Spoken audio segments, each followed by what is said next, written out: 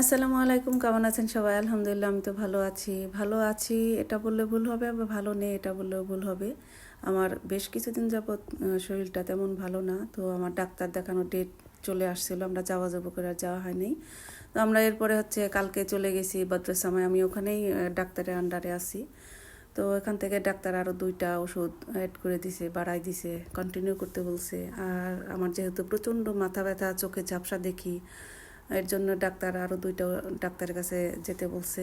তো দোয়া করবেন আল্লাহর সাথে খারাপ রাখতে পারতো। আলহামদুলিল্লাহ, আল্লাহ যেভাবে রেখে খুশি, আলহামদুলিল্লাহ। আর এটা সকালের ভিডিও। সকালে খুব সুন্দর রোদ উঠে গেছে, নামিরা আর বাবা স্কুলে চলে গেল।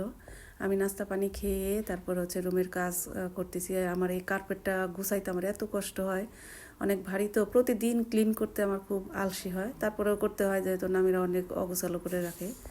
আর যেহেতু আমার শরীর তেমন একটা ভালো না, আমি খুবই শর্টে ঘটে রান্না করছি, গরুর গোশ আর ডাল রান্না করছি। গরুর গোশ এখানে খুব ফ্রেশ ফ্রেশ মাংস পাওয়া যায়, তো পারিসা বাবা ওখান থেকে নিয়ে আসছে। আমি অসুস্থ বলে আমার ঘরে কোনো মশলা বা কোনো কিছুই গুছালো নাই, সবে অগুছালো।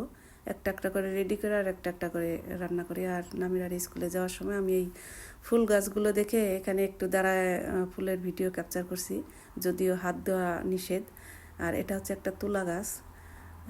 এই গাছগুলো যেহেতু বাড়ির মালিকে রোপণ করছে, এখানে টাচ না করাই ভালো, মাইন্ড করতে পারে। তো আমি শুধু একটু ভিডিও ক্যাপচার করছি। আর এখানে প্রচণ্ড সুন্দর রোদ ছিল, আমি এখানে একটু দাঁড়াইছিলাম। তো সবাই দোয়া করবেন, আল্লাহ যেন আমাকে শেফা দান করেন। আল্লাহ হাফিজ।